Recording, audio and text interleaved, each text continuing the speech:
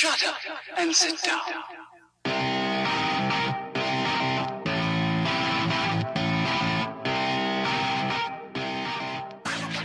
Hello, Jerry. Hello, Newman. Head like this, coast like that, brake like this, stopping like that. Rolling, just rolling along. Rolling, just rolling along. Rolling down the street outside my front door. You've pressed play on another illustrious episode of the Dialed Podcast with Matt Lee Grand, Evan Price, Lance Hepler, and Jake Von Turing. American author Wilfred Arlen Peterson once said, "A person practices the art of adventure when they break the chain of routine and renews their life through reading new books, traveling to new places, making new friends, taking up new hobbies, and adopting new viewpoints." So I ask, when was your last adventure? Rolling, just rolling along. Head like this, coast like that, ring like this, turning like that. So how does it feel to be heckled all the time? Well, you get used to it after a couple years of it, all the time. It's really good. Yeah. So it's like a rainbow in a rainstorm. Feels good. Rolling, this is riding a bike. Rolling, this is riding a bike. Cut your zip ties off, bro. Yeah, dude, that's not air at all, man. You're wasting rot. Oh, boo. I'm more disappointed than your mother.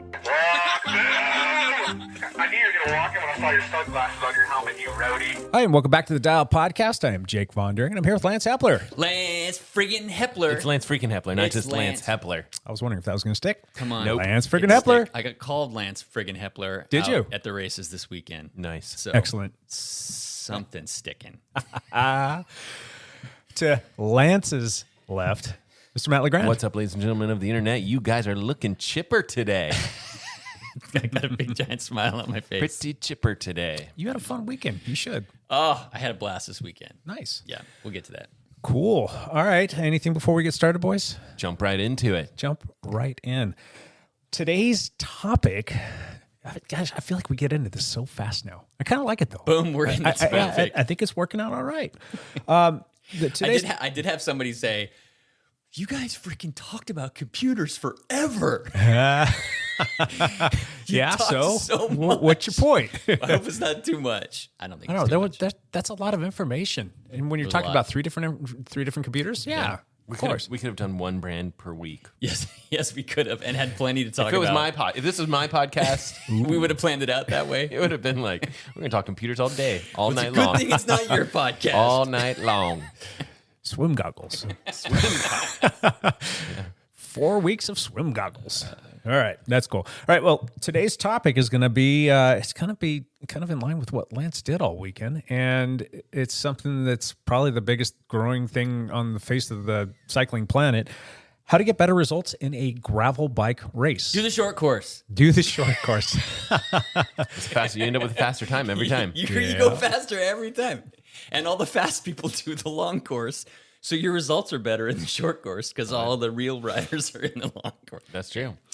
You know, it's funny because I get a lot of people coming up and talking to me about stuff that we talk about on the podcast, and it was really nice. It was heartwarming to see how many people reached out to me individually last week to say, "I'm so glad that you did a road race. I'm so glad it went well for you, Yes. and I'm really happy for you. But I loved the race recap." And after that, there was a lot of people like, "Hey, can you like talk to me a little bit about like your road racing strategy, or can you like give me some tips on you know, like how to get better results on a road race?" And that's probably a good topic for the future. And it you know, because that does play a big factor in terms of like how you're going to do in a road race. And then just got me to thinking like, well, there's a ton of gravel racing going on. Lance has got his back pedals he's going to be talking about today. And we've got a bunch of teammates that have been out doing a lot of gravel racing. Let's talk about some of the strategies, because that's probably where more people are going to be heading in terms of like racing as opposed to the road racing, because we know how much road racing there's on the schedule now. You know, there's a lot more gravel racing. So let's talk about what we can, you know, impart on people, what we can teach them and have them hopefully assimilate so that they can get some better gravel results for themselves. We do have a stage gravel race coming up this weekend in the Bend area. Sisters, Yep. the Cascade Gravel Grinder That'd be pretty. is happening this weekend. And Unbound is in 4 weeks. Correct. And the In weather's 4 looking weeks. pretty reasonable for some of these events. It's going to be too hot Yep. this weekend for the gravel race. 91 degrees Yeah. I'm seeing on Sunday. Yeah. Yeah. So One of our it's- tips will be like how to stay cool. I don't know a good tip for that other than drink a lot of water. Yeah. But I mean, those will be at altitude, but you're almost going to be a little bit more exposed, and it'll be hot, but it won't be quite as hot. There's still snow in the mountains, so it won't be as hot up Yeah, there. it's still going to be a lot warmer than it normally is. I mean, it's probably not going to be 91 up there, but you're probably looking at creeping or maybe touching 80 degrees, maybe. Yeah. You know? And you're racing that, right? Yeah. Yeah. I think You think? my schedule is unsure at the moment. Uh-oh. There's conflicts. Ruh-roh. All right, well, let's dig into this thing. How about we just start with something easy, some general race strategy.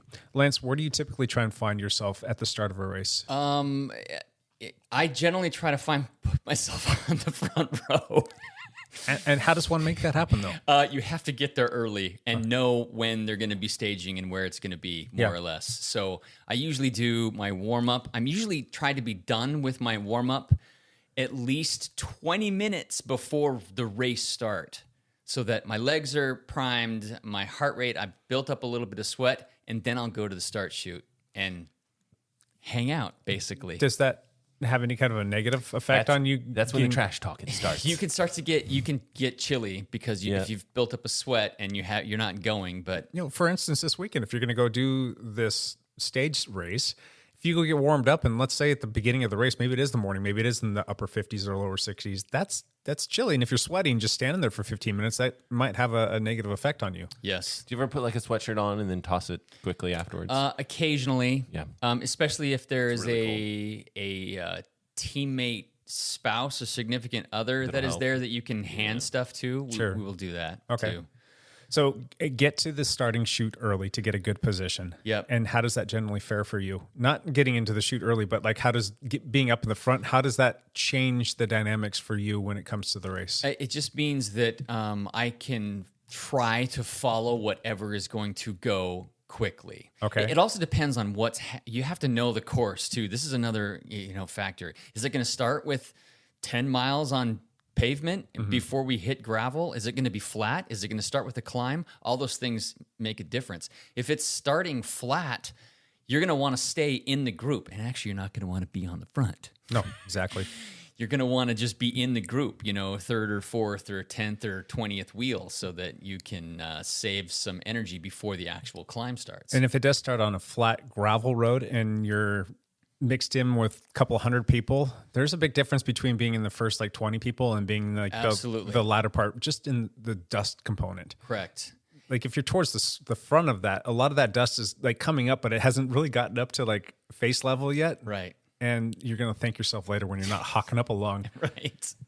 So yeah, that makes a difference too. Plus, if it's flat on a gravel road and you're moving fast, it helps to be one of the first 10 riders so that you can see a little better what's coming. Potholes, rocks, baby skull heads, I think is what we call them. Baby heads, yep. Baby heads. Like rocks that are submerged, that don't move, that are buried in the road, that will flat you if you drill it. So, and I remember doing the Yamhill gravel grinder. Was that 2019, if I'm not mistaken? And it's same thing. It's like I wasn't towards the front. I was in a good position, but I wasn't towards the front.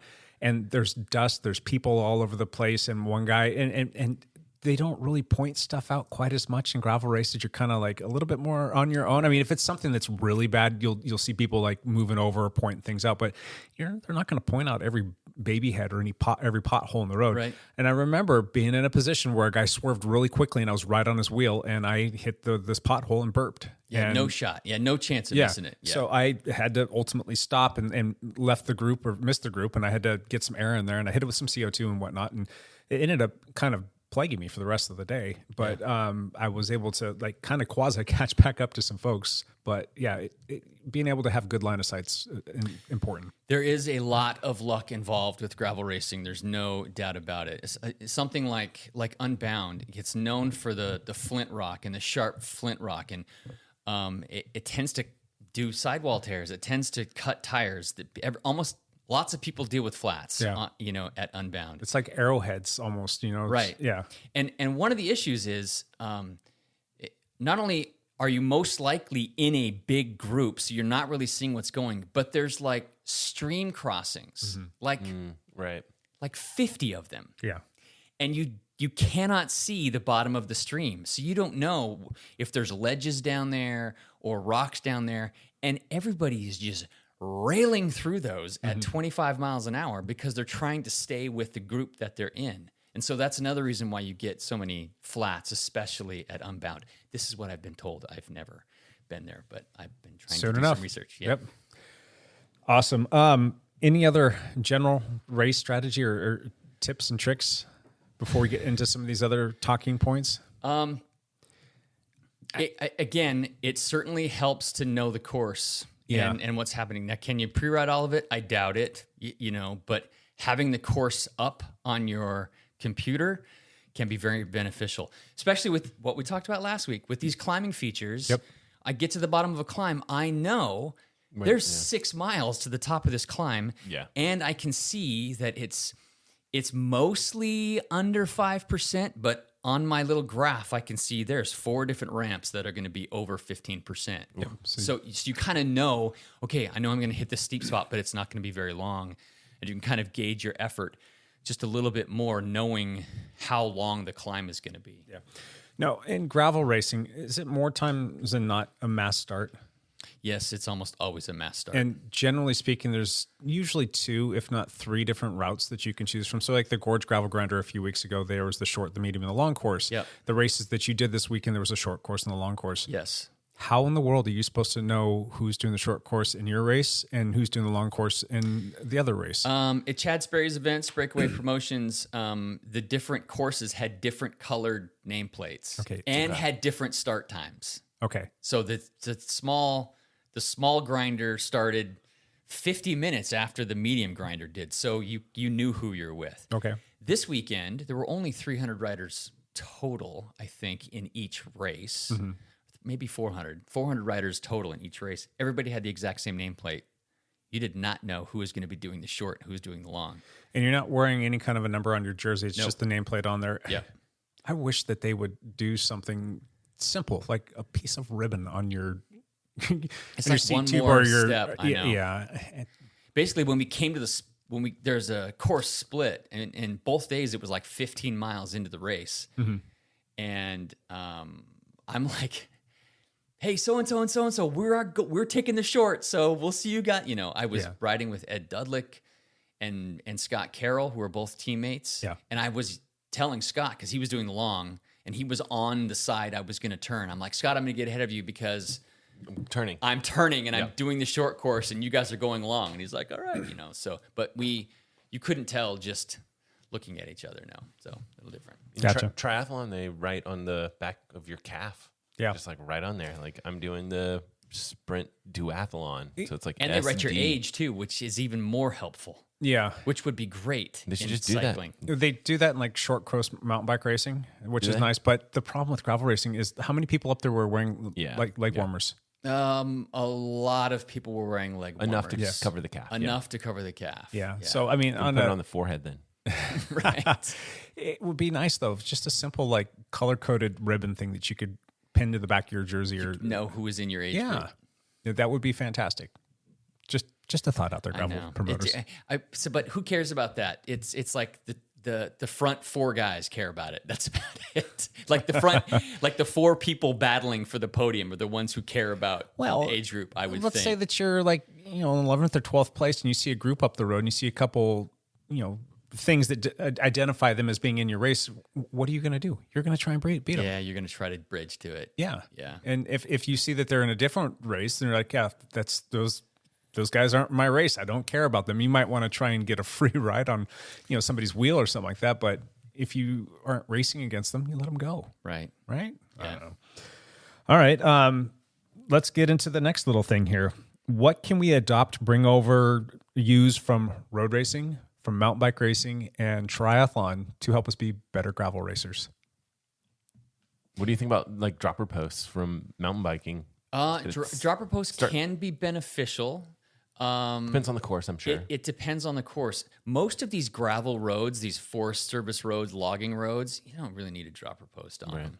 But if the gravel course goes down any type of single track that is downhill, a dropper post would be money. Nice. What about just getting more aero on these descents, though? Yeah, you could. I mean, it's going to bring your center of gravity down. You're going to be a little bit more aero, and you're going to be able to get down it a little bit more, would you say safely? I mean, you think? A little more safely. Now, A little bit faster. Before the podcast, I mentioned time trial helmets.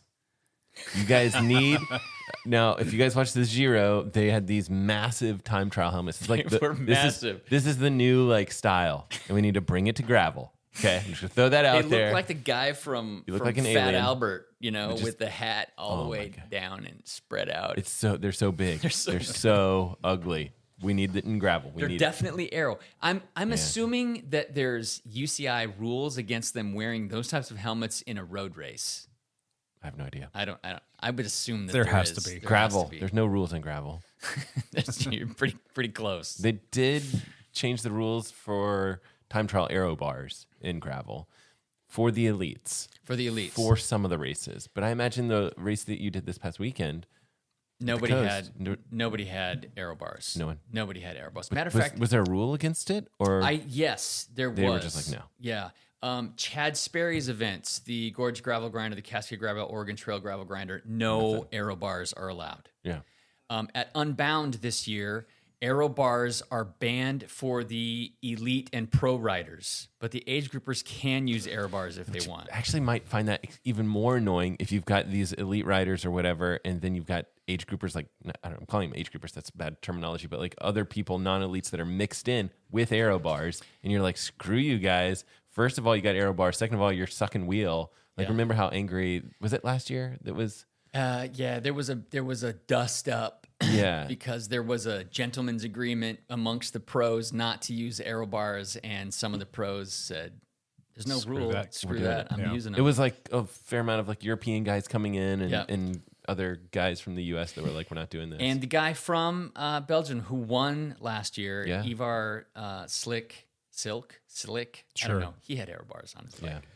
What are your thoughts on aero bars? Do you think that's good that they are banning them or not allowing them to use them in a lot of races? I'd rather not see him in gravel. Yeah, I'd rather not see him in gravel. What about your triathlon glory days? Don't you miss the aero bars? No, I do not. Back in the glory days. I would prefer that they just say No. no aero bars for anybody. It's just like a road race. I mean, most of these gravel races, road racing tactics come into play, and there still is pack dynamics, not as much as there is with in road racing. Being with the pack or in the peloton is a huge portion of tactics and strategy in road racing. Yep. And in gravel, it's 40% of tactics, not 90% of tactics. which makes gravel a little bit more fun. Because for some people, road racing can probably get to be a little bit monotonous. And it's just like, all right, it's a race of attrition almost sometimes. And if you do get detached from their group, it's like game over. But in gravel, I feel like there's chances for you to come back and get back into that group. But the road racing, like if it is like 90 or 95% of the race is all about like just being able to stay attached to the peloton, and then some of the tactics that unfold over the last few miles of the race. Is that boring for some people? Maybe I don't know. But with gravel, I mean, it's there. It's important. You can use it to your advantage. But there's plenty of times where, like, if you do get detached, like let's say Lance gets detached on a long climb because there's a bunch of slender little climber guys, and all of a sudden they crest the peak, and then they're going to go hit that descent. Yeah. And then Lance has got the descending prowess behind him. And the aero helmet. You can find your way back in with them just fine. Or if it ever gets technical, you could potentially even break away from them. And that it's just like, it's one of many things that you can use to stay within the race. Yes. Like you have to be a little bit more well-rounded. Right. I don't know. I think you should draw the line like, hey, if you're going to be in any sort of like pack dynamics where there's drafting, you shouldn't have aero bars. Yes, there should be aero bars. Which we think happens in gravel most of the time. Yeah. I do think when you start talking about like 200-mile rides and you start talking about back of the pack people, being able to just move your arms around. I mean, this is basically an endurance. Well, it is an endurance ride for some of these athletes. It's not as much a race.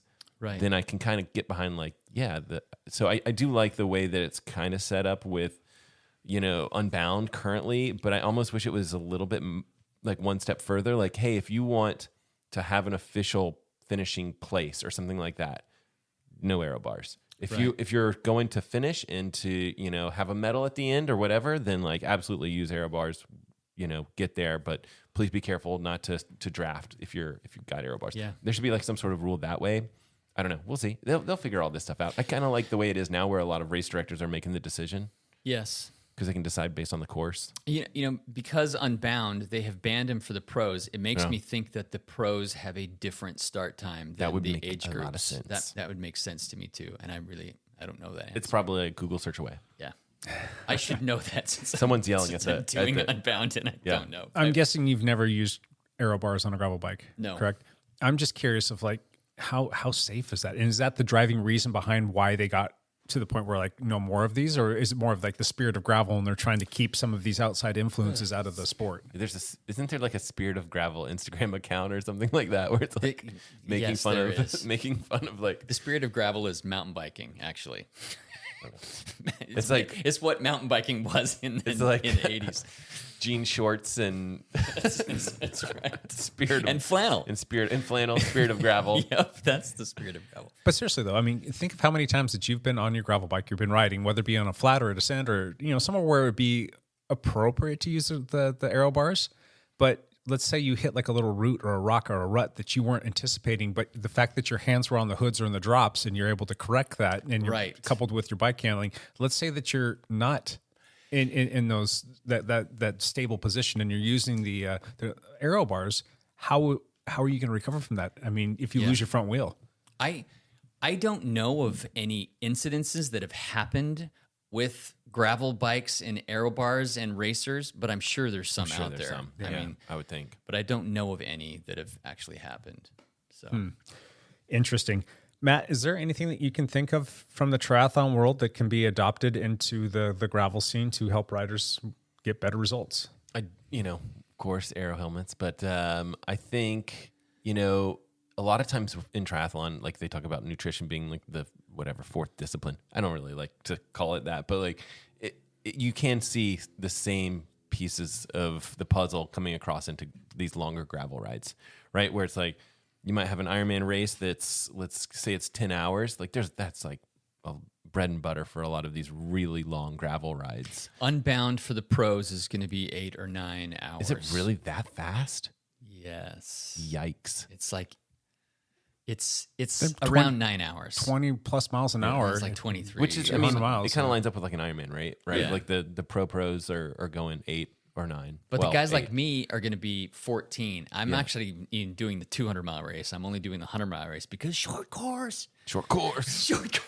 But yeah, I mean, so I think nutrition, like a lot of these nutrition companies that target triathletes, it's the same stuff, right? Like it's like you need to have fuel and you need to be able to carry it so that it's, you can safely get it where you need to, and you need to be able to place it on your bike somewhere that's reasonably easy to access, but also you're not like, holding the flag sideways and catching a whole bunch of wind or whatever. Yeah. I mean, I think that there are some small aero things that gravel people should consider if they're trying to do it competitively. That's where I was hoping you would go. Get into the little marginal gains. Well, because it's free speed, right? Like it doesn't matter if it does. It matters if you're going faster because the aerodynamics become a lot more helpful in some ways because you can get a lot more gains at those higher speeds. However, because you're out there for a longer amount of time, even when you're going slower, all of that kind of ends up being a wash. And so, yes, if you were to literally wear an aero helmet on a gravel ride, you would probably finish it's not even a small amount. We're talking like 5 minutes faster over, a 200-mile ride or something. I mean, like this is a significant amount of speed gained. How do you think that would affect you though on a long climb when it's warm out, and talking about like thermodynamics of like being able to keep yourself cooler? No doubt that some of these helmets can be hotter. Some of them have vents and stuff to them and stuff like that. But no one's going to wear an aero helmet, so it doesn't matter that much. But they'll wear an aero road helmet. Exactly. So like a Cask Utopia, or what's the Giro one that I think that's the one that you have, isn't it? Yeah, Cask Utopia. Utopia? You actually do get a big amount of gains. Yeah, I was going to mention this video that Lance is pulling up. But you get a lot of gains just by getting like an Aero road helmet versus just like something that's, not Aero at all. Yeah. And I guess like Dylan Johnson just posted this video maybe in the past 2 weeks where he went to the wind tunnel and he tested a couple of things like where do you put specifically for his gravel bike. Yeah. He posted this a month ago. Where you put your hydration. You know, it's like a hydration pack. Yeah. Actually, wearing a hydration pack is more Aero than not wearing a hydration pack. Certain packs are better than others. For him, yes. Yeah, I mean, this is the thing about these aerodynamics. You really, I would say, be leery of what works for one person because it might not always work for you. But technically, getting a lot of the bottles off the frame of the bike is significantly faster. Those front little bags, that handlebar bags, those are not. The burrito bags they're great for just tooling around. They're great. It's like 20 watts. It's like 20 watts. Versus if you have a frame bag, that's going to act a little bit more like a fairing. That's definitely going to play to your advantage. There's certain saddlebags in terms of how it disrupts the wind that will help you out. Yeah. There's Aero socks. Actually, wearing Aero socks is like a 5-watt difference. Yep. 5 watts. Which is pretty just for similar. having different socks Which on. is actually similar to shaving your legs. If you don't shave your legs, that's like 8 watts or something. Yeah. So that makes a difference. Over like 2 hours, that's like a minute. Yeah. That's it's a lot. It ends up being a lot. And so the Aero socks have basically a little trip section on the side of them. And basically what that does is it drags the wind in tighter. And so you have less turbulent wind behind your cylinder legs. Okay. And so that's the drag piece there is it's narrowing that amount of turbulent wind behind your legs. And it just adds up over time. Yeah. Technically, you can do the same thing on your arms. It's just that depending on like where your arms are, it's less of an effective amount. But you could theoretically do some similar stuff on your arms. I think, I mean, gosh, man, Aero bars themselves are massive. Yeah, they are massive because they're basically making your whole body narrow. The bikes themselves, it's surprising. Like once the bikes are set up reasonably, there's a lot more gain to be had with the actual body position of the person. The person on the bike is more like 70% of the drag compared to the bike itself, which is more like 30. So there's things you can do. Like Dylan Johnson talks about moving your hydration to your back or whatever. And again, all of it, if it's faster for him, it's because it's the same thing. It's basically like the wind's coming off of its back and it's basically creating less turbulent wind because you're kind of directing that wind. You might see this on some of those like delivery trucks or whatever will actually have like the little fairings on the back. And that's what they're doing. They're trying to like not have this extreme amount of turbulence. And they can probably see some sort of slight gas mileage improvement. It's all about gas mileage. Right. Yep, right. For sure. Yep. So same thing for us. And there's lots of weird things with fairings that you can do. Another thing Dylan Johnson mentioned is your race plate, your race number. If you attach it to your handlebars, straight to your handlebars, it makes like a 6-watt difference or something like that. Right. If you tape it to your head tube, it doesn't make any. It makes 0-watt difference. Mm-hmm. But some race directors have rules specifically about how the number needs to be displayed. Some numbers have the chip in them, the timing chip in them, and you can't bend them. I believe Unbound is like that. You have to mount it to your handlebars. Front, yeah. But like Chad Sperry's events or Mike Ripley's events, I taped mine to the head tube. I did not zip tie it to my handlebars because it was just more Aero. Do they need to have it forward facing, or based on how you finish and what side of the road the officials are going to be on, could you put it in line with like your top tube and your head tube and kind of create like a... I don't know. You would have to like have a... So to keep up with the wind force that's there to actually make a benefit, if this is the direction that you're going, you would need some sort of like firm plate to actually like create a fairing. I'm talking about it instead of it just being like a flat surface that's just going to grab wind. You turn it sideways and tape it to your frame. Yeah. Like you just tape it on there. I mean, you could potentially tape it on there and not have it hit your legs. It's not going to have the drag. In the Tour de France, they have those little flags that go off the back, right? So that's less. Yeah. And that was going to be one of my points. Those have transponders in them too, though, I believe. Yeah. Like, why can't we just have like a mount for a frame number coming off of the seat post for gravel racing? I mean, instead of having everything on the front, because then you can't see. What about the spirit of the gravel guys? Right, and you can't. If somebody does something unsafe or poor, or if somebody's directing traffic at an intersection and they know to tell short people to go one way and long people to go in one way, the way they tell is by looking at the Front plate. That's where we put like a colored sticker on your helmet. on my sunglasses. Technically, if you could take that plate and like bend it into like a foil, like there's weird things that you could probably do, and then like somehow tuck yourself behind that little foil. It's all about like directing the wind. When I do have to attach it to my handlebars, I try to slant it like either forward or back so that it's not flat like a billboard. There's like less drag on it. I try to do it one way or the other. So the race that you did this weekend was chip time. Was the chip built into the number plate? It was not. Was it on your front? It was a separate chip you attached to your fork. Okay, so they didn't really care how you had your number. No. And they were not using the Obercloth numbers that you're supposed to pin to your jersey. So no it was numbers on your jerseys. It was just the chip. Gotcha. Period. Yeah. Is it Echo Red to Red that has the chip into the number plate, or that's the mountain bike race that we had at the beginning, or did they change it to put on? It was the same guys. E8 timing. Okay. Yeah, that's a great setup. Yeah, so they've been at almost every race I've done this year so far. E8. They've been good on great. them. Yeah. Blair's crew is pretty solid. Yeah. So interesting. Yeah, that's one of those things where it'd be nice if there was better solutions from the promoters or something Is this consistent. the same Blair that's from like Corvallis? Yeah, he does the Best of the West. Best of the West. Yeah, same guy. Yeah. Super Great nice guy. guy. He's great. He did the Michael Myers time trial. He did the chip timing for us out there the last 2 years, and they were fantastic. Their crew is just top notch. They're very professional. They do a fantastic job from top to bottom. He was like finishing college, and he like started this all as like an internship thing. Really? Yeah, this is a long time ago, but yeah, he started this. Like I think he started the Best of the West race as an internship thing, and then it was just like, well, this is a business now. and I think he got married somewhat recently, and his life partner or whatever does it with him. So Sweet. it's a cool group. That is such a cool group.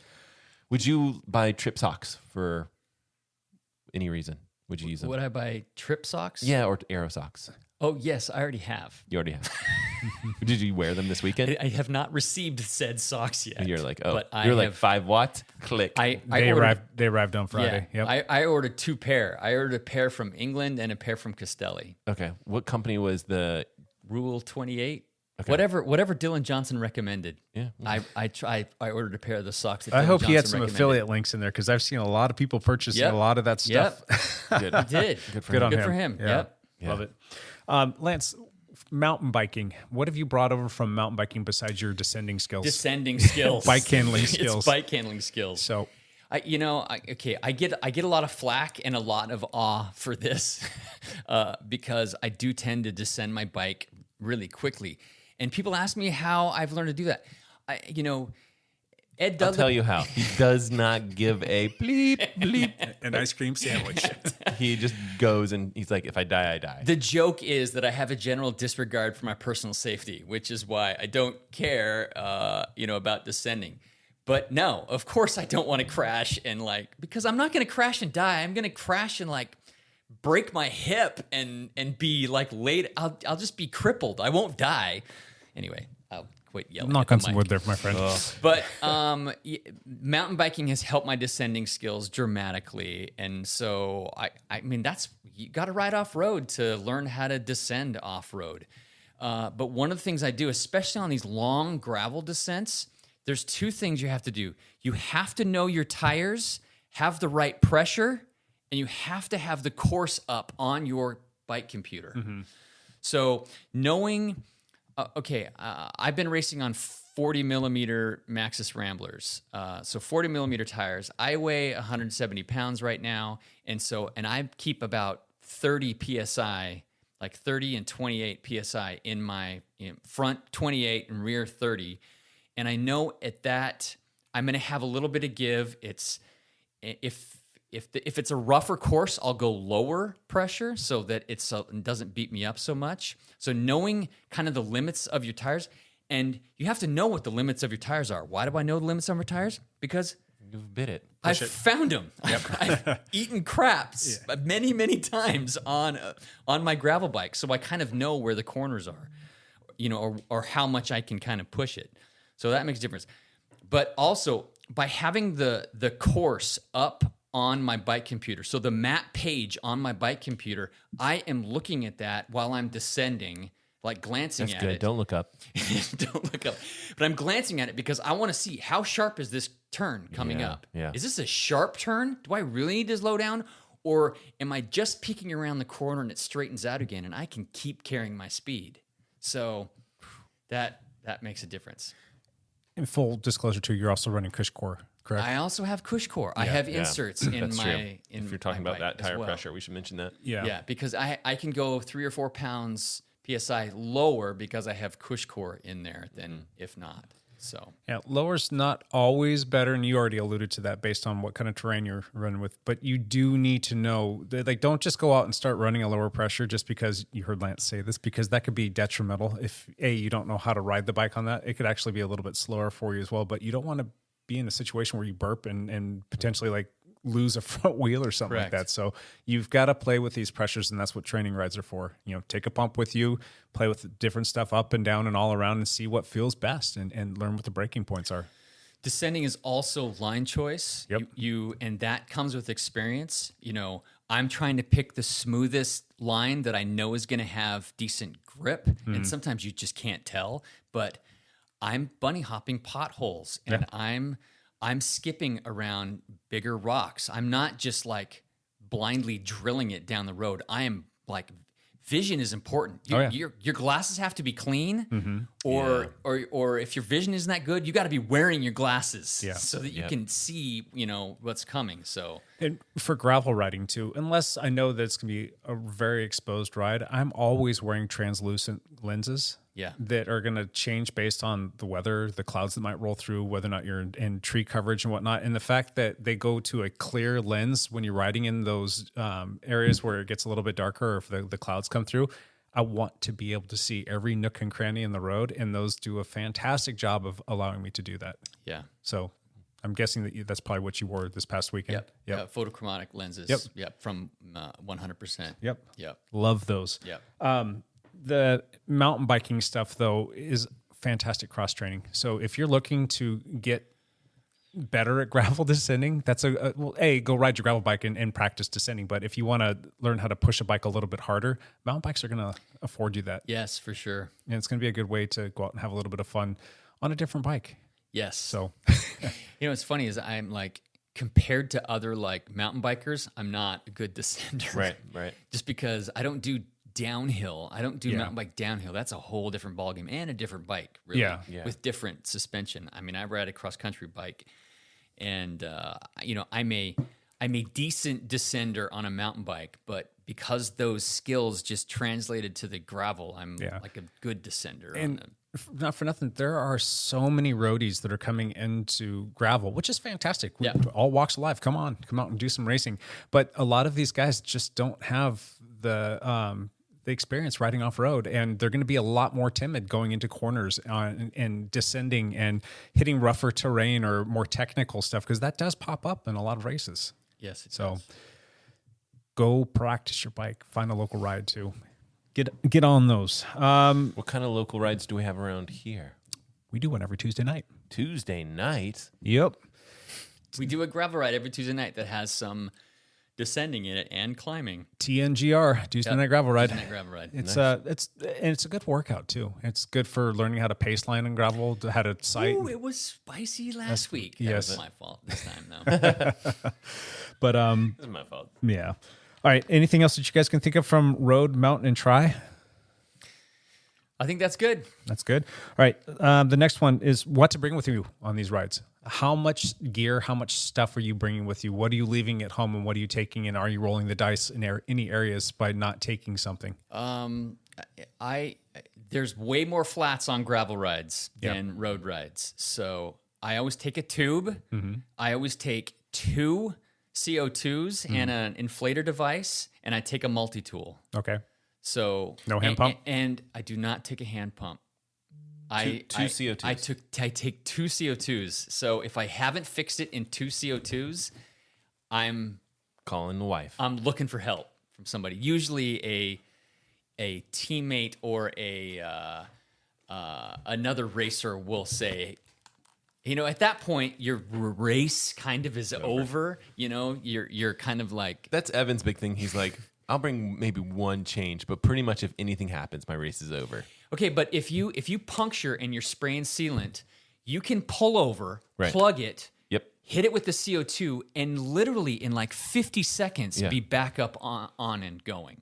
David Goodman did this on his road bike the other day. I was like, he was flattered, and I was driving by him because I was going to take kids to the pool. I know that you're gonna think I'm constantly driving kids to the swimming pool, but You're dropping kids off at the pool always constantly. But yeah, so like he was like, yeah, this one's not sealing, and he was like, boom, he was up and running in like no time. Like by the time the kids got out of the door, I was like, I'll go back and check on him, and it's like it's too late. He's already gone. gone. Yeah. So you guys can move pretty quick with those dyno plugs. Yeah. Yeah. So I have a plug kit, and I bring a plug kit. Yeah, that Yeah. has 3 plugs in 3 it. plugs? Yeah. Okay. Real So- quick, is there a better plug kit than Dynaplug? No. I haven't found one. They're fantastic. They're fantastic. Yeah. They're easier to use than any other plug that I have found. They're not like bacon strips. They're not that you're like pushing in sideways. I don't know. Dynaplugs are just It's just I need bam, a bam, money. bam, done. yeah, Yep, they're money. love them. I also bring some. What am I trying to think? Boot? Yes, boots. Thank you. Like really? a rubber. So Do you bring Park, like an old tire? No, Park makes these actual Oh, like yeah, yeah, sticker things that act like a boot. So if you get a sidewall tear, you can put this sticker or a piece of an old inner tube against that, and then put a tube in your tire, and you can be back up and running. That's what a lot of people end up doing on Bound. Is you get a flat that's unfixable, and you end up putting a boot there's on the sidewall, Yep. and then putting a tube. Basically in. a sticker. It's basically thick. it's like a thick vinyl sticker. Yep. Yeah. So it works. I'm going through my little bag that I usually take with me on a lot of the rides. For some reason, I have 2 licenses in there. I don't know why I even have 2 old expired licenses. I need to take one of them out of there. Take one and put it in the road, Yep. whichever one the road Well, one is now. You use I've that actu- for both. Yeah. I've actually gone away from using saddlebags, and we've been using these little muck off. It looks like a little Like a little purse, like a little pouch thing. a little your makeup man bag. purse. Yeah. It's your little makeup But I throw everything in there, and it holds quite a bit of stuff. But I've been like Just be working. working constantly to find things that are Ooh, like that's even a good idea. even that better, battery. and even better tools that are smaller. So I mean, check out this little pump I have here, and I know this is great for listening to on the podcast. But I mean, this is a nice little It's Lazine. smaller than his hand. and It's it fits in your bag. It fits in there It fantastically. fits in your makeup bag. And this is just like one of those like worst case scenarios. Like let's say that you have multiple punctures and you don't have any more CO2. You're not blowing that up with your mouth. Now I've got this little pump. It's tiny. It's hand pumps are they're underrated. They're because like sometimes it's like you're just on a distance ride, and guess what? Like if you want to save CO2, just take your time. Yeah. Take your time. Use a hand pump. Like no one, if you're not in a rush, if it's a coffee shop ride, like who cares? right. I don't know. What else do I'm you a take? fan. Except I don't take this during a race. I don't take this. I don't take the little makeup bag. Do you put it into your pouch or your backpack? I either put it in my backpack or I put it in a Ziploc bag because it weighs like 8 ounces less. Okay. I mean, it's really not that. That's legitimate. Yeah. Yeah, it's just less. So Okay. And hydration pack. You started using a new hydration I started. pack. Yeah, I have little chain breaker tool, right? Yeah, Nice. I have 3 different hydration packs, and I'm just trying to decide which one I like the best. I have a Camelback chase vest that I've used for like last 4 years, which I love and is fantastic. But I've beat the snot out of that thing. It's kind of Gross. It's kind of gross. It's been on many. So is that the many next purchase? rides. So you're gonna purchase another hydration pack? I did already. I purchased 2 You more. watched this video and you were like, So bye, what bye. did Dylan Johnson recommend? What I don't know, whatever he It's recommended. the Uswe or Uswe hydration pack. So yes, I bought a Uswe hydration pack. He affiliate. Yeah, he High roller. It worked on me. It yeah, I'm sure. definitely worked on me. I bought 2 things because of Dylan Johnson's We video. like him, first of all, and second of all, I mean, I think he's shy to admit that like he's a weight weenie on that kind of stuff, and he's racing at a very elite level. So Yes. everything does matter. And honestly, if we're talking about 5 or 6 watts, that could be like a season of training on the trainer for him. Like that's a lot of work. Right. mean, for me, like 5 or 6 watts not that big deal, but for him, So I have a mud. I think it's called Mud Design. I have one of those hydration packs. But this Usui one, it has a different connection system that works great on the mountain bike. It does not move. So I actually tested it at the Coast Hills Classic mountain bike race last weekend. Okay. I wore it, even though I really didn't need to wear it. But I'm like, I want to, because it was a legit full on mountain bike cross country race with jumps and crazy trails and big descents and lots of climbing. It's a new hydration pack, so and I wore it and it didn't move. It didn't bother me. It like fit on me really well. It was easy to drink from, so I'm freaking sold on that thing. Good. Yeah. So, but these my races this weekend were short enough that I did not wear a hydration pack. I just used bottles because I think the first day was a 2-hour race. The second day was like an hour and 39 minutes or something. So I didn't use a hydration pack. I just used bottles. But but in longer races, if you have a hydration pack and bottles, you're going to be able to skip some of the the aid stations, and not have to refill. And that's huge. People don't realize that. It's like you're slowing down, even if you're fast in the aid station or whatever, you're slowing down, and then you get back up to speed, and you're probably getting off your bike. Like there's lots of little time that's What's going to be faster, hitting an aid station really quickly just to fill up a couple bottles and get back on the road, or carrying a lot of extra water with you in general for the entire race? Honestly, it's probably about the same. Yeah. To be honest, I just don't like stopping. I don't like stopping. Yeah. Although it is not, you stop, you get a little rest, Yeah. you kind of revitalize. There's real value to that. If it's not busy, it can be a 20-second stop or a 30-second stop. But if it's busy, it could be like 4 minutes, you know, if there's a lot of people there. So it just depends on where you're at in the race, I guess. Correct. Yeah, if it's not busy too, it's awesome because there's probably somebody there that's willing to help fill up your bottle. Right. So you're multitasking. You're maybe throwing some food down, and then they're filling up your bottle for you, and it's just kind of like a nice little pit stop with the pit crew. And yeah, I remember I did a race in Boise one year, and it was like 98 degrees, and I got to the top of this hill where this aid station was, and I was completely cracked. I stopped. I filled up both my water bottles. I had to sit down and like drink a jar of pickle juice. And then I jumped on my bike and left to finish the race. Forgot bottles. Left both my bottles sitting there. And it was at the top of a hill, and I'd already descended all the way down before I realized I left the bottles. And you're like, I can't go back up No, that. that's it. Bottles are gone. I'm not going back. Oh, that's brutal. Anything else that you're taking with you, or anything that you're purposefully leaving behind? Well, just you have to have calories with you. Yep. You have to fuel yourself. And you got to be doing that, regularly, like every 20 minutes or every 30 minutes. You need to be getting calories in. I have like high calorie bottles, and I put a mix in my hydration pack as well. I don't normally like to do those things because they're hard to clean and not get ganky, but I do it for these gravel races because you have to have makes calories. a big difference. Yeah, it makes a really big difference. We had a Biciclista rider this weekend, a young kid who is a fantastic racer, shows a ton of promise, and he did the long course both days, but he had switched to a different hydration product, and they picked a hydration product that was just electrolytes. They didn't realize it didn't have calories in it. So he thought he was getting in calories, and he wasn't. And he cracked. Oh, no. Yeah. And part of that's because he was getting in the electrolytes, but there were no calories in it, or not enough. So you have to be aware of that, too. That's definitely a race strategy. That's, again, something from triathlon that you know really well. Your fourth discipline over there that you love to talk about. Fourth discipline. I used to tell people fourth discipline is laundry. That was actually one of your videos too. It's like you gotta clothes. You got a lot of clothes if you're doing 3 sports.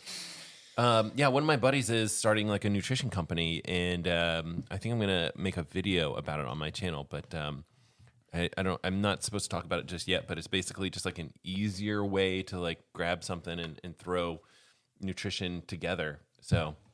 Cool. We can come back and talk about it later. Real quick, from top to bottom, what do you have with you? Obviously, other than your bike and your shoes and your helmet and gloves. I mean, is there anything else? Your bike, computer.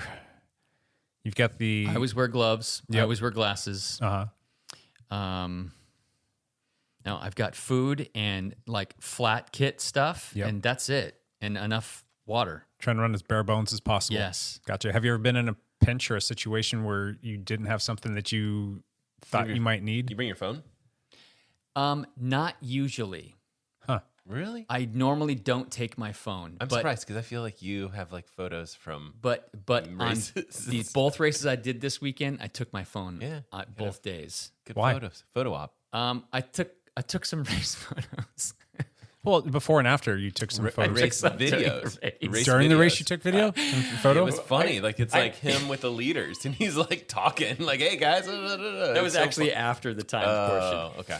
But It was funny. I caught John Hatfield, a teammate, on the second day on the descent, and we just as we were going across this beautiful like ridge that was like logged out and just beautifully exposed. Yeah. And I whipped out my phone and like took a picture of John. It didn't actually turn out, so I couldn't use it. But Nope. he's like, he was laughing at me. He's like, "Are you freaking taking a picture during this race?" And I'm like, "Look at where we are." So normally I don't like mountain bike races. I don't take my phone. But longer races, sometimes I will take it. It's a definite weight penalty. Yeah. You know, I don't take my makeup bag, but I put my phone in my pocket. You're like, but pictures are going to be good. It's going to be worth it. Pictures are going to be worth it. So Plus, if you have a problem, you can call for help. Yeah. yeah. No, you're not allowed to wear earbuds. You're not your No. headphones. Can No. you wear bone conduction headphones, or is that a no too? I saw some people with bone conduction So headphones. some shocks or on. something like that. Yep. Okay, that's why I would take my phone. If Yeah, there's to no rule listen that to says that something. you can't, because that makes a big difference. It helps the time go by, and it kind of keeps your mood like boosted. And music plays a pretty big factor in getting you through some tough times or making you push a little bit harder. All I hear is the sound of my own breathing. And so does everybody else. Yes, they do. Anything that you would take with you, Matt, that we haven't talked about? Nothing I can think of. You taking be a nice- camera, GoPro? It depends on how competitive I was trying to be. Like, I mean, if I was really going for time, I would not bring a GoPro. Yeah. Because it's not only like a weight penalty, but there's also like aerodynamics but yeah, if I was there, but the reality is, if I'm doing a gravel race, I'm not going for some sort of competitive time, and I'm Why? definitely Why bringing not? camera stuff. Why not? Because I like to take I'm like Lance. I like part of the fun is like getting the photos and having some beautiful stuff, and like I love the video of it. Like that's the kind of stuff. And I mean, I don't have to be competitive. If I get 50th or 60th, really doesn't matter. You know. All right. A couple more things here, real quick. What are we going to do to get people to climb better and descend better? Take them out on gravel rides on Tuesday night. And I know, like Chris Hanel, like he won handily in his field, right? He In the 50. in the 50 to 50, we had a 50 to 54 age group, and Dr. Chris Hanel is in the same age group as mine. He beat me by like 4 minutes both days. Yeah. If he could descend like you, what would it be time wise? I put 2 or 3 minutes into him on each descent. So that's a lot. And another. he made a little quip on his Strava post about trying to get better descending, or probably never going to happen, or something along those lines. I'm just paraphrasing, obviously here, but like, what can we do to get him to descend better? It's more time on that bike. That makes a difference. Yeah, he spends quite a bit of time on it, and he's raced on it quite a bit as well. Is there something that you need to break through in terms of like the mental block that's there, or do you think it honestly boils down to just there is a mental part to it. Hanel Probably sees lots of broken bones every day as a doctor. Like he doesn't need to. He told me after the race. He told me after the race he was going down the descent, and he's going around the corner. He's like, "Oh, Lance is going to be dead in the ditch over there. Oh, Lance is. I could see Lance breaking his leg right here. He was doing the descent, worried about me, who was like 4 minutes behind him, knowing that I was going to be about right. Yeah. railing some corner, going way too fast. Oh. I don't know. I mean, we kind of already talked about it, cross training on a mountain bike and just riding your bike in general more. But I'm just curious, like, what can we do for people? What is something they can do to become better descenders? I mean, is it? I mean, I guess what I would say is like get on your gravel bike and go ride down stuff that is like uber technical and force yourself to get better at like stuff that's a lot more disastrous to ride on, like Right. take a ton of baby head rocks and loose gravel and off camber turns and roots and rocks and all that stuff. Ride over that stuff. You don't have to go breakneck pace, but just go ride over it more consistently and understand your bike, feel your bike, know how your bike is actually going to respond when you start to hit all these things. And a lot of times you're going to surprise yourself like, hey, that wasn't quite as bad as I thought it was going to be. Right. It wasn't great by any means at all, but once you get the courage to ride over that stuff and you go back out to the stuff that you're going to ride on like pretty normally, that stuff all of a sudden feels very mundane, feels very pedestrian. Like, okay, I got this. I can go a little bit faster, but you got to practice. You have to practice. Yeah, it's just like you got to overload with like the very difficult stuff. And then once you get acclimated to that, going back to the other stuff, piece of cake. Right. That's just my 2 cents. And then climbing, you just got to climb more. Yeah. Get lighter. That's a power to weight ratio. Yep. Deal.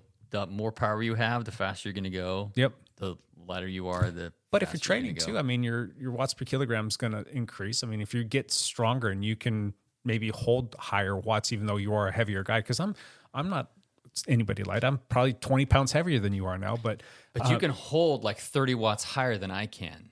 yeah, but you got to practice that, and that's Yes, that you have comes to practice You that. got to train for it. So That's the thing. I got to these climbs. I knew, okay, I need to park this at 300 watts. Yep. I know I can hold 300 watts here for like 20 minutes. Yep. And that's what if I'm pushing 340 watts, I'm going to crack. Yep. Yeah. So I knew what my governor was. And I guess that takes a while to know what your governor is. Super important. Yeah. that segues nicely into my last little thing that I wanted to ask here. What tech can we use to our advantage while we're out there gravel racing? Power meters, the one that we're referring to And the most bike recently. computer. And the bike computer, yeah. Those are probably like 2 of the most important things, if you ask me. Yep. If you've got a bike computer that's going to help you route and know where you're going, that's obviously super important because you don't want to go off course. And being able to look at live metrics like your power meter and even your heart rate, albeit it's a little bit soft, but still knowing where that's at, just to know where you're working, that's going to play huge dividends in terms of how you're going to optimize your race. Right. Yeah. Yeah. When I first got my brand new mountain bike, like a month and a half ago, I didn't have a power meter for like the first 2 races I did on it. Drove you nuts. Drove me freaking nuts. Yeah. Yeah. It really drove me crazy. I couldn't look down and see what the power was. I'm like, okay, I'm just, yep. I mean, I don't think there's any other tech that we can use other than maybe using Google Maps to do some recon. You can go can and do that, look yeah. at the course ahead of time. Is there anything else that you can think of, Matt? You guys don't race. You don't race with like a radar on or anything like that, right? No. I do not. No. I take that off. Yeah. I think I think once you start using a power meter regularly, you start to ignore your heart rate a little bit more because I think the having that governor of being like 300 watts, do not, this is what I should hold for this Yep. climb. Right. Like that's a beautiful number to use as opposed to heart rate.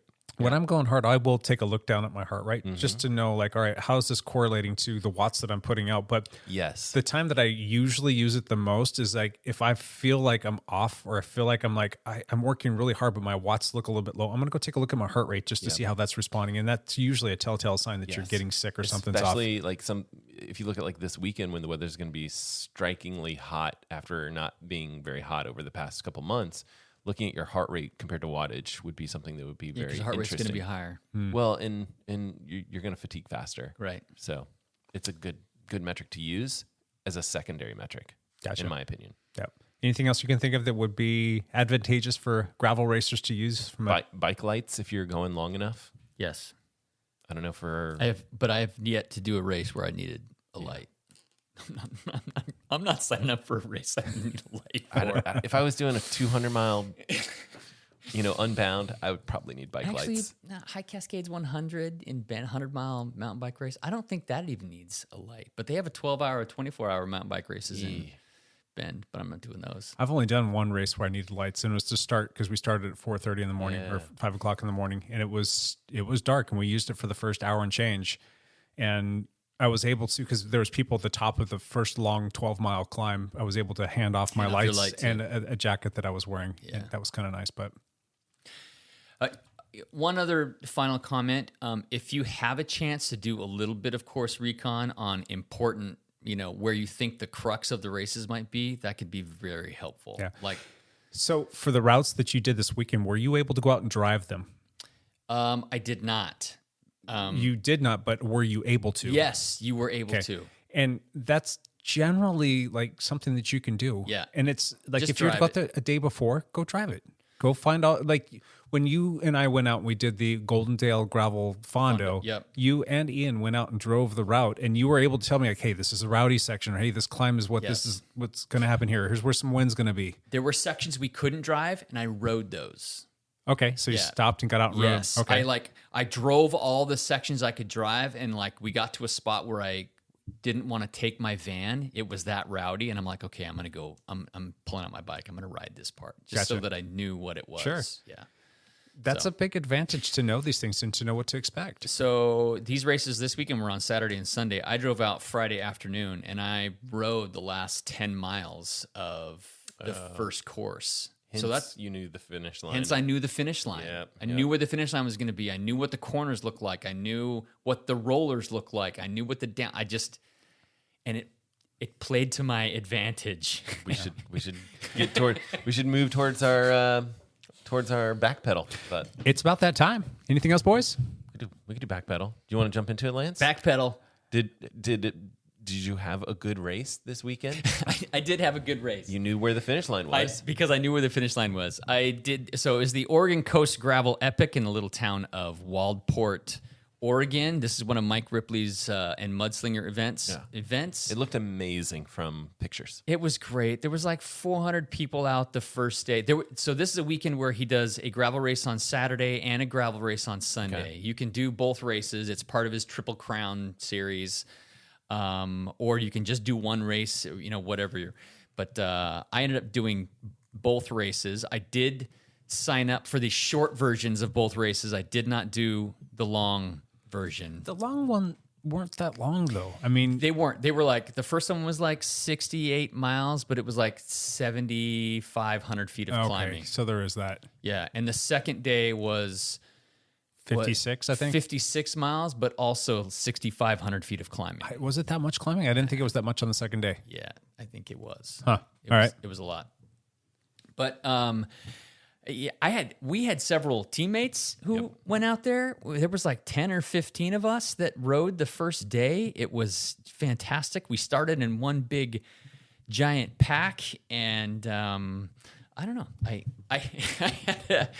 I had a good day. I was able to stay with the front guys for a little while. I'm climbing way better than I have in a long time, and so I was 170 pounds. Yeah. yeah, That's so, good. Yeah, that makes a difference for climbing and all the work that I have been doing this past year. So it's been good. But my teammate Chris Hannell, he was off the front with two other guys, kind of battling it out for the overall in the short course, and I ended up, I think, like 4 minutes back. I think I finished like 4 minutes back. But I came. So what happened was there was a big long gravel descent, and I caught one of our other teammates, Jay Fielding, on a. There was a 3 mile paved section that was flat, and I was able to bridge up to him, and so we hit the final climb together.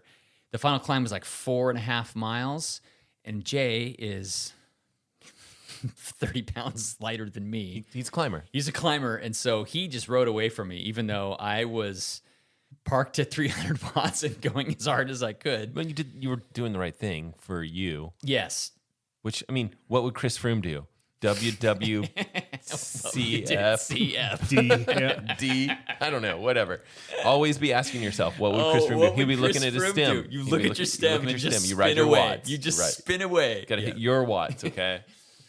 So Jay Fielding rode away from me this 4 mile climb. He ended up out climbing by about a minute, which I thought I was going to lose like 4 minutes to him. So I was pretty happy, but I didn't know that once I got to the top. Then there's this big long 5 mile gravel descent, and I caught Jay on the descent. I actually got, there was 3 final segments, Strava segments, and I got the KOMs on all 3 of those final Strava segments.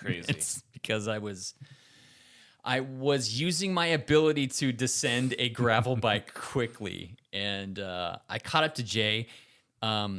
He jumped on my wheel, which was great on the descent, so he had a wheel to follow. Yep.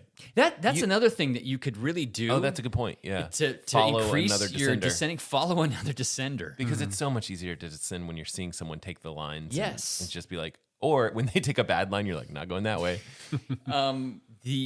What happened was I came railing around Jay and I screamed. I said, "Follow my line," and so he did. But he was 30 yards behind me. He wasn't on my wheel. But he could see what line I was taking. And we hit the final finishing kick, and it was 2 little rollers, and I knew exactly where the finish was, so I was sprinting for everything I had, and Jay didn't quite know where the finish was, but he's so much lighter than me that when he saw it, he just whipped right up to me, and I just beat him by 2 inches. We crossed exactly together. That is crazy. So He's actually got a little bit of kick in him. Yes. He's got a little bit of, for a small climber guy, he's got a little bit of a sprint in him.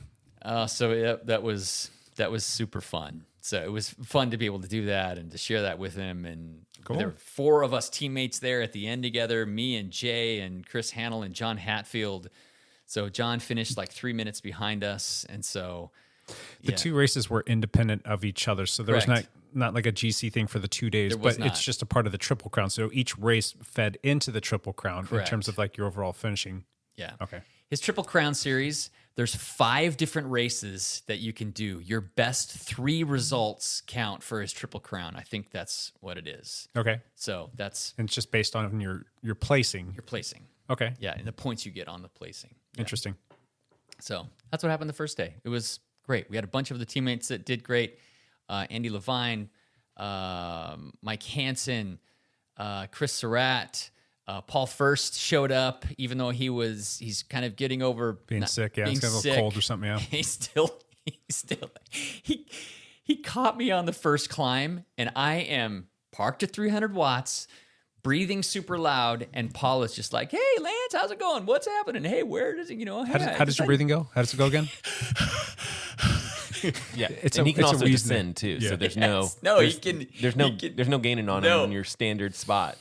That was pretty funny. So he finally rode away from me. I'm like, I can't stay with you, Paul. So it was pretty fun. Yeah. 24 years old, light, powerful. Loved it. Yep. So the race was actually won overall by Steven Hartzell. So he won it by 3 seconds. Wow. Yeah. So again, Over who? Austin Davis. They were a couple names I really didn't know. Carl Decker was there. He came and did both races. Okay, good. But he was in the top 10. But Tyler Aquino, I think he was up there. Austin Davis. There were a few names I really didn't recognize, but Hartzell won the first day. Good. Which was great. So are these the first 2 races of the Mudslinger Triple Crown? Yes. What races are still yet to come? The Oregon Grand Fondo. Okay. On June 3rd. Not a gravel race. It is not a gravel race. It's a rowdy road race. Yeah. It's a road race that it's got some dirt sections. It's got some dirt sections that you can ride a road bike on. Sure. Yeah. Will you do that? No, it's the same day as Unbound. Okay. So no. The Takelma Gravel Grinder, which is down in Southern Oregon, but it's the same weekend as Baker City Cycling Classic and the Oregon Trail Gravel Grinder, so I can't do that one either. And then there's the Sasquatch Duro. There's another one. Okay. Will you do that one? I can't because it's also it's the same weekend as the Obra Mountain Bike Cross Country Championships at Washougal. Gotcha. So I have conflicts with all the rest of his races. That's a bummer that they would stack that on top of the same day as a mountain bike state championship race, because you got a lot of people that are going to want to do both of those. Yeah, they're popular races, popular weekends, so that's what happens. So bummer. Yeah. Anything else? Day 2. Okay. There's too much gravel racing. Day 2 is a little bit different, just a little bit shorter, a little bit easier of a course with a long 9-ish mile climb and then a 10-mile descent. So, but this time we didn't all start as a group because his Forest Service permit, he couldn't get regardless, it was a time trial start. Your time started when you crossed a mat, like out on the, that was like 4 miles into the ride. We all kind of staged. We didn't all stage and didn't ride across together, but it was kind of time trial format. But the dialed guys, we all started together. There was like 10 of us, and we all rode out to the start together, and we all went across the mat together and kind of went from there. I think the Hutches guys all joined us. Oh, they jumped on your wheels, eh? It was good, Okay. The bigger the group to start together, the better. So, I mean, that can be a pretty big difference, though. If it was just the dial guys, and then you're racing against other guys that don't have teams that are strong, or maybe they're a smaller team, the fact that you guys can work together, that's gonna be an advantage. Yeah, there was a kid from Landshark who I believe is a Southern Oregon or Eugene bike team. I'm not sure, but he was like a teenager, and he's like, I want to start with you guys. We were at the starting pavilion area, and we all rode out to the start together, and we like stopped and took pictures before we got to the start. And he like stopped with us. He's like, no, I'm going to start with you guys. Well played. I want to go with you guys. So That's nice. yeah, it was pretty cool. Make friends. Yes, it was fun. So second day, again, I did the short course, but a few others did it with us. Ed Dudlick, our teammate, he also decided to do the short course. John Hatfield, Chris Hannell, there were a bunch of us that were in it again. And of course, 10-mile climb or 9-mile climb, it kind of rolled at the top, so it wasn't all one big long climb. But Hannell beat me by like 7 minutes up that first climb. Yeah, sounds about right. I could not stay with That's him. his game, man. That's his. Yeah, he's And- light. And got power. And Hatfield actually, Yeah. he rode really well too, and he beat me up the climb by like a minute and a half. So, but me and Ed Dudlick stayed together, which was great for both of us. Scott Carroll also was with us, but we cut off and did the short course. He did the long course. But for the last like half of the climb, me and Scott Carroll and Ed Dudlick were kind of staying together and just trying to kind of help each other. And this is funny. We get to the top of the climb. I know we're getting to the top of the climb. We're on gravel, and Ed Dudlick drills it. He to crest over the top, he drills it. I'm like, I put down like 600 watts. Oh, wow. At the top of the climb, because I wanted to get in front of Ed for the start of the descent, Right. because Then he could follow your line. he could follow my line, and I could have clear road to like pick my line. Yeah, sighting up. And as I'm coming past him, he's like, Hepler, I know you're going to out-descend me, so I'm going to make you work for it right now. he did, That's so man. funny. So He's no slouch of a descender either. he is not. He can go good. Yeah, he can go good. So that had like a 6-mile descent or something like that. And yes, I KOM'd that as well. Nice work. And I beat Ed by like 2.5 minutes on the descent. Really? Yeah. Ooh, wow. And I caught Hatfield. Wow. So I caught John. What are you doing here? He's like, I caught Hatfield on the descent. And no, he didn't say that. He said, I knew it was just a matter of time, is what he said. Sure.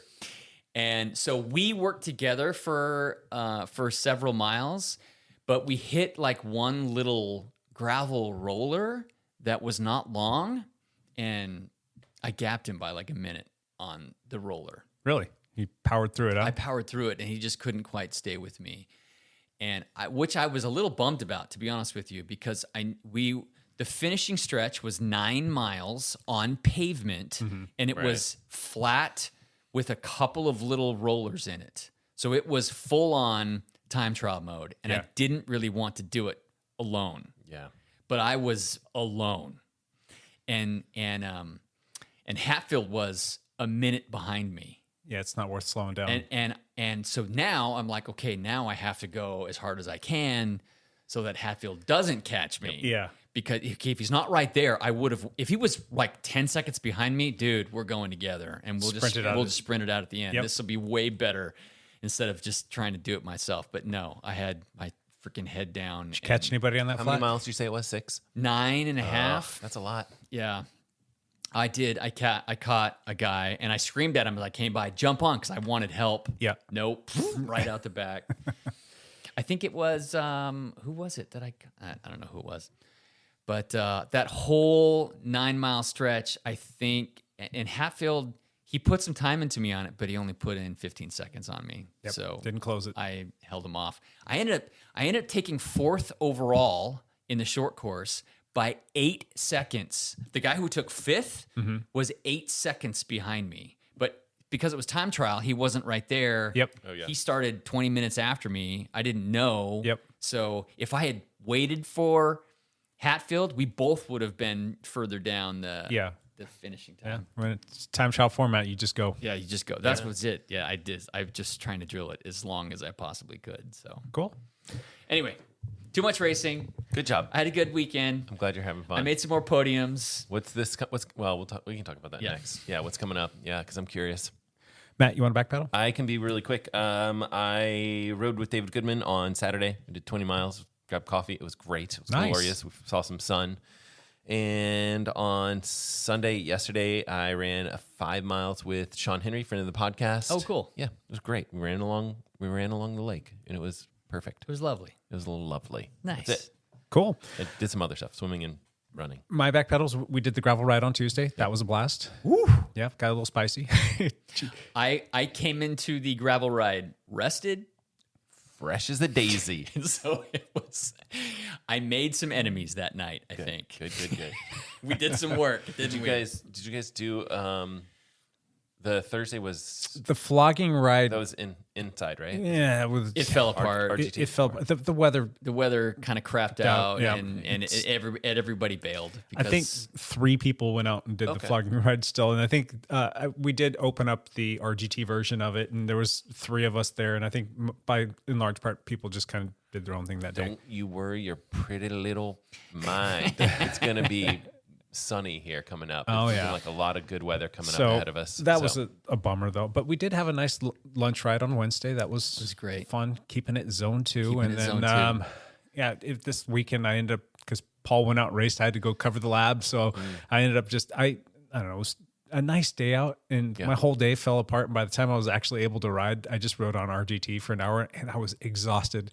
But I was like, I can't post this because it's like everybody's out riding and everybody's doing like great made it things and private, set it racing. to private. Yep. It posted and I immediately went and turned it to private because I'm like, this so is funny. embarrassing that I rode on the trainer and I rode it in zone 1 I think on a I did beautiful that day. the other day too. It was like a nice day, and I rode inside for 30 minutes or something Yeah. like that. I was like, I'm not posting this. It's like People private. can't see this. I just, just one of those days where you're exhausted.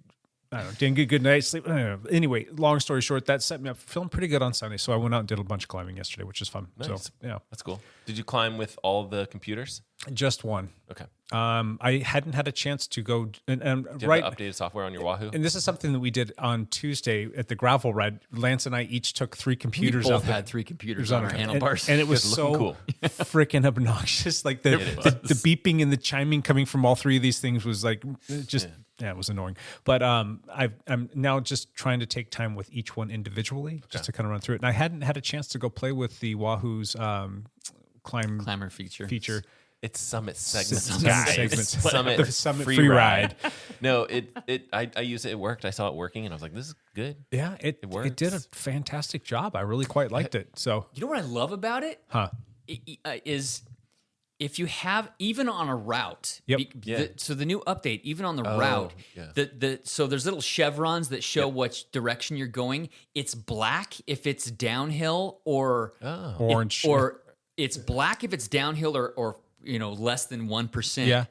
But then it turns green or blue or orange if you have a hill coming up. So you can just look at the map without an elevation gain and see that there's a hill coming up Yeah. because the chevrons change color.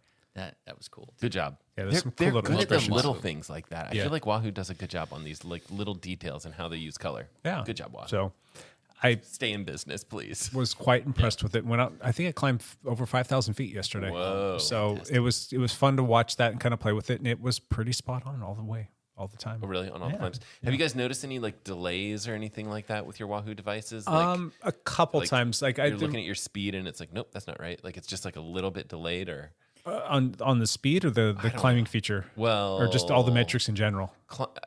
All the metrics in general is kind of what I was referring to. Huh. But I think the climbing feature, I haven't like that's so new. All of this is so new, the climbing feature. But I was hearing complaints about other features, like other data being delayed a little bit, like because it's slow to respond. Prioritizing maybe the climbing thing, or is it just firmware update away from maybe sorting that out?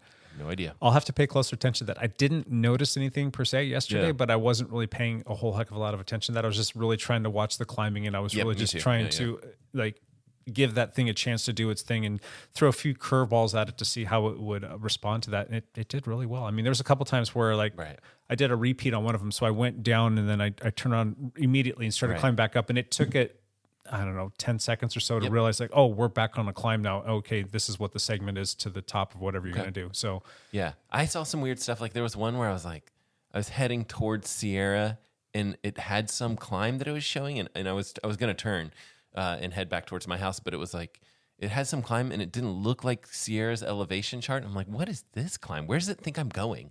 Because it's trying to predict where you're going, and this is not Sierra. Like that one's got enough gradient to it that it would show some red, and it was like all kind of green climbing. I was like, I don't know what climb that is, but I'm not doing it. So, all right, well, that was my back pedal, but good stuff. Yeah, good stuff. Thank you, Matt. I need to throw good stuff in there every once in a while. We've got another very, very short amount of time for Champ is here. The Giro d'Italia has started. We've had 3 stages so far. A 20K time trial on day 1 with big helmets, with big ugly helmets, and freaking Evenepoel just laid it down. He smoked everybody. When you beat Filippo Ganna by 20-something seconds. He beat Filippo Ganna by 22 seconds, and which was there's another guy in there that unexpected. Yeah, Stefan Kuhn. He beat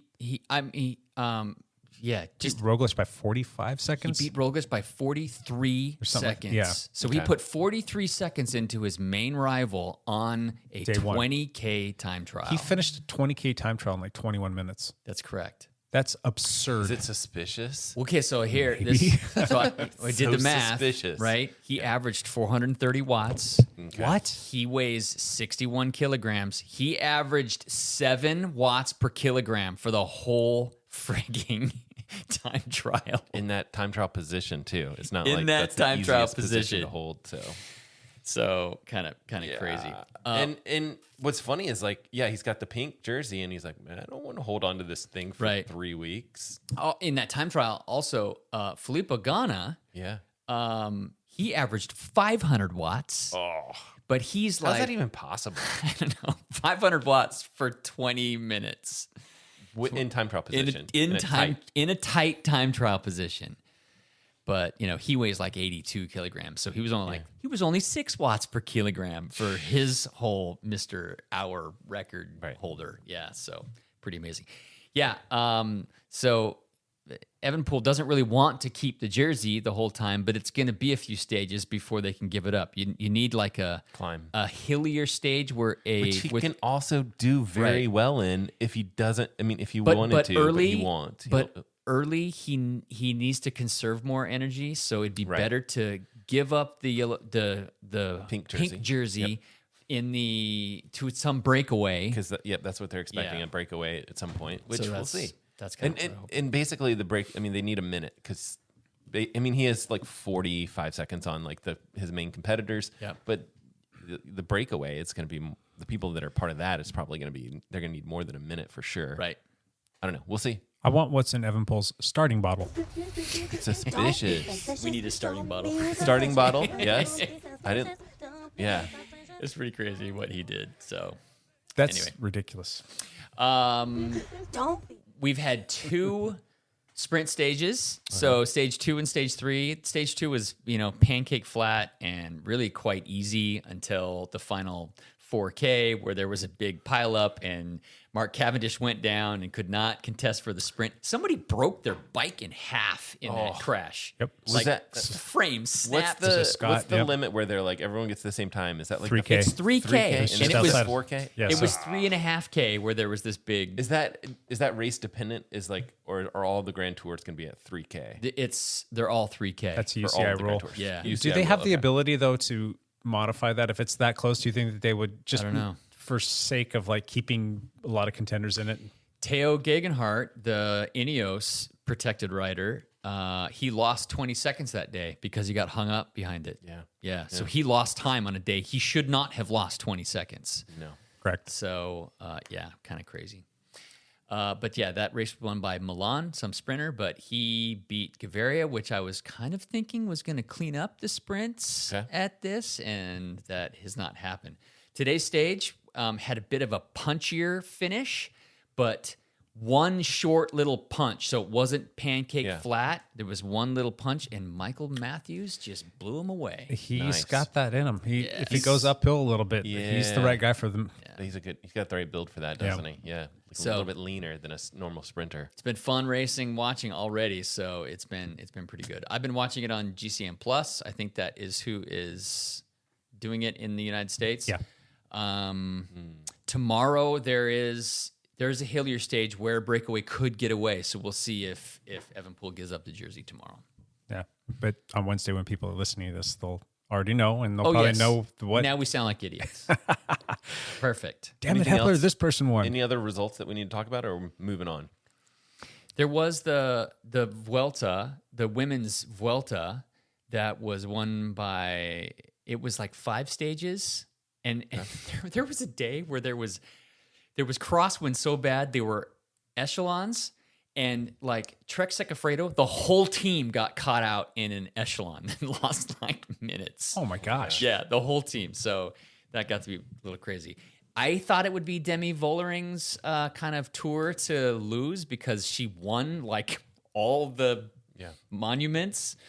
But I think Annemiek van Vleuten ended up beating Demi Vollering. So Cool. It's been exciting. Cool. Camp out. Chip Bailey.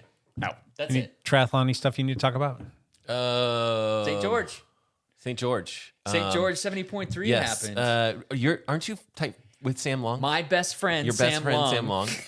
ended up I leading that actually race. haven't seen the detailed results. I know that Sam Long won, and I know that Jenny what's her last name? Craig? Metzler. Jenny Metzler won the women's race, and then I don't know what else happened. So, but yeah, that's good for Sam Long because that's a big win for him. He actually had a pretty rough season last year, and he could use a good season. And man, it's a good start. Sam Long, Trevor Foley second, Jackson Laundry third. Women were Jenny Metzler second, Sky Mensch. Okay. Third, Daniel Lewis. Oh, Lionel Sanders was fourth. He's making a comeback. Fourth. Well, I don't know about comeback. He's probably not super Not pumped happy about with- that. But about fourth. well, I don't know. I mean, I think 5 like minutes. in previous races, he and Sam Long have been very, very close because they're both not strong swimmers and they both are strong cyclists. And so they tend to race together a little bit. And typically Lionel would beat Sam Long, but I'm glad to see Sam Long have a good race. I like Sam Long. I think he's a good character. Cool. Very good. Anything else? That's it. Triathlon news out. All right. One last thing. Matt Legrand, start us off. Okay, I always have a video to talk about, so let me think for a second. What video did I post last week? We talked about the Garmin Enduro 2. Yes. And it's a great watch. It's just a beast of a watch, goes forever, 200 does days. everything. Yeah, I've had it for a long time, so it took me a long time to get this review out the door, and finally got it out last week. And coming up, there's just a ton of stuff for me to cover. Finally gonna have my Garmin 965. That's going to be posted this week, and it's the top of the line triathlon watch. So I'm sorry that I didn't have one earlier, but this is going to be either going to be called like the Garmin 965 after a month, or I'm going to call it like Garmin 965 like has it changed, or I don't know, something like that. The title needs to Short-term be review figured out. kind of thing. Yep. And then the Instinct 2X is coming up. That video is going to come up pretty quickly. We We should get some in stock because I think people kind of like that device. I'll have to look into that. And and then lots more watches after that. It's going to be forever before I can get my bike computer comparison video put together, but we'll work on that. Takes a long time, by the way. I know. I'm guessing that's like at least 3 or 4 weeks away. I don't know. We'll see. Yep.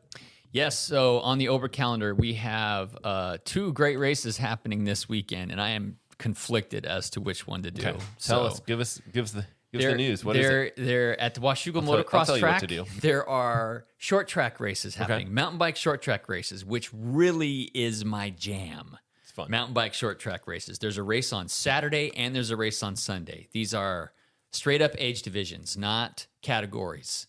Okay. So what else straight age divisions. Then there is the Cascade Gravel Grinder in Bend, one of Breakaway Promotions, Chad Sperry's events. There's a 3-day stage race, which I have done in the past and won in the past for the glory days. Yeah, that was back in the glory days. So let me ask you this: what else is going on with like family life stuff? It's also Mother's Day on Sunday. Okay, that makes it easy. Then do Washougal. So I should do Washougal because everything will be easier. But my kids and my mom my kids and my wife. She's mom. They kind of want to go to Bend. So there you go. Leave it up to the mom to decide what to do. Would y'all pile in the adventure wagon together, or actually, I think Darby has to work on Saturday, and so I think what I will probably end up doing is doing the short track race on Saturday morning and then driving to Sisters that afternoon and only do the final day of the Cascade Gravel Grinder. That's a 3-day race, right? Friday, Saturday, Sunday? Race. Yeah, you can either do the 3-day, Friday, Saturday, Sunday, or Sunday there's a long course, medium course, or a short course. Okay. So I might go out and do the medium course. No, short course. No, I should do the medium course. No, I should do the short course. I don't know what I'm going to do. So many options. So many options. Talk to your family, see what they got planned for the day, too. So I'm not sure what's happening. Okay. That's a good plan. There's also PIR racing tonight. Correct. But rain's supposed to be coming. That's true. If it doesn't rain, I'm racing. If it is raining, I am trainering. Okay.